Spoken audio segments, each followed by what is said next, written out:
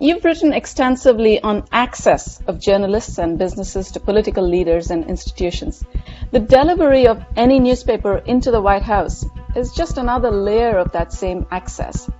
In the age of the digital platform press, what does the cancellation of a newspaper subscription mean? Symbolically, it means something. President Trump has made it clear that he dislikes Washington Post, New York Times, indeed any media outlets that are critical of him. But once we get past symbolism and take a longer view, it's a tempest in a teapot. A couple of considerations. First, when you unsubscribe, you often resubscribe. That happened with President Kennedy when he didn't like what a New York paper was saying about him. Second, government staffers get their information about the world from a lot of places, including online. And I doubt that even President Trump is going to be able to cut down on online access.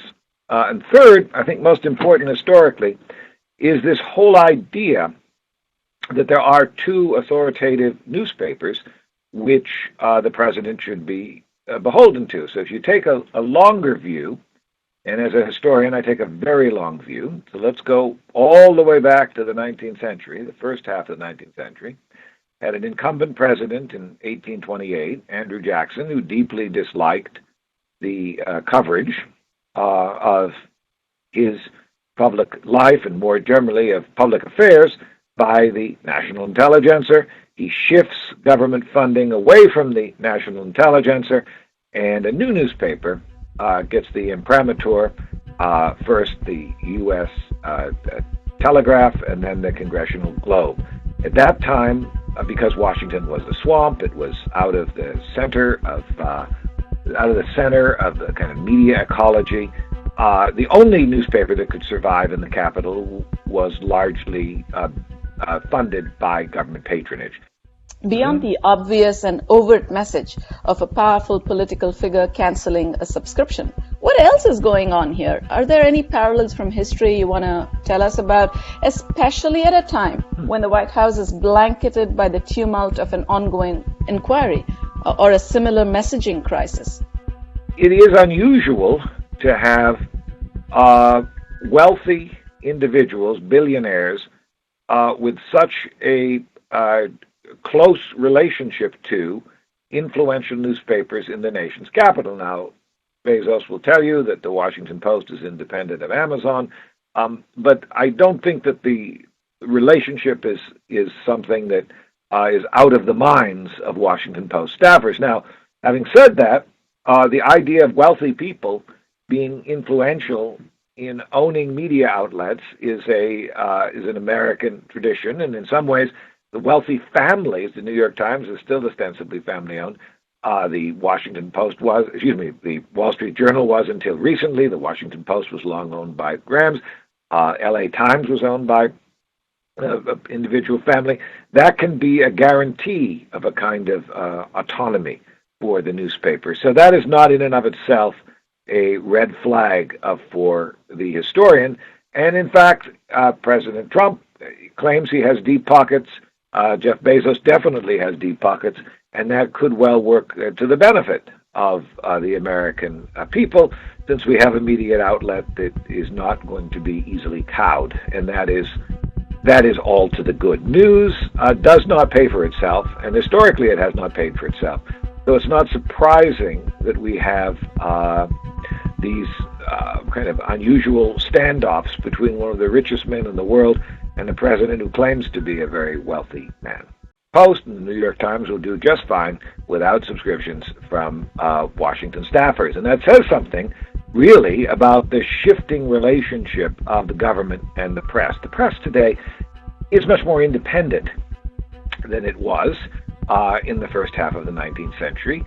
And the journalistic firmament has a very different attitude toward government.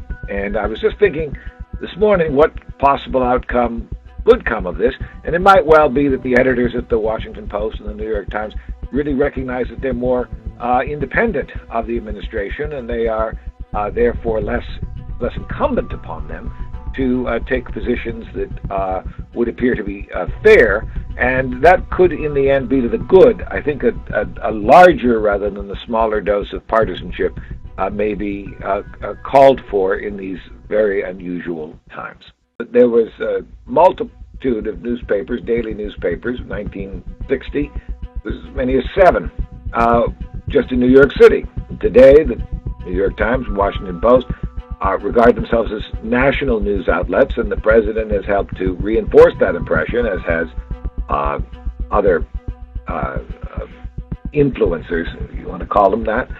So that is new, and that is surprising. And part of the challenge we have is that the journalists are being asked, indeed I asked them earlier myself, to be more independent, and perhaps even more critical. And yet that does not accord with their traditional role, which was much less aggressive. In other words, if you have assumed the mantle of being kind of the preserver of the Constitution, or all the truth that's fit the print, or democracy dies in darkness, as the Washington Post puts it, you have a great responsibility. And that's a kind of responsibility that individual news outlets have rarely arrogated for themselves in our past. So that is a challenge, and the president is, in fact, helping to shape that. The audience for, direct audience for New York Times, Washington Post, and for that matter, for CNN or Fox News, is pretty small. Very much smaller than the audience for television news in the 1960s, the 3 network broadcasts. And so it's reaching, in some ways, a niche audience, but it's a niche audience that is disproportionately influential.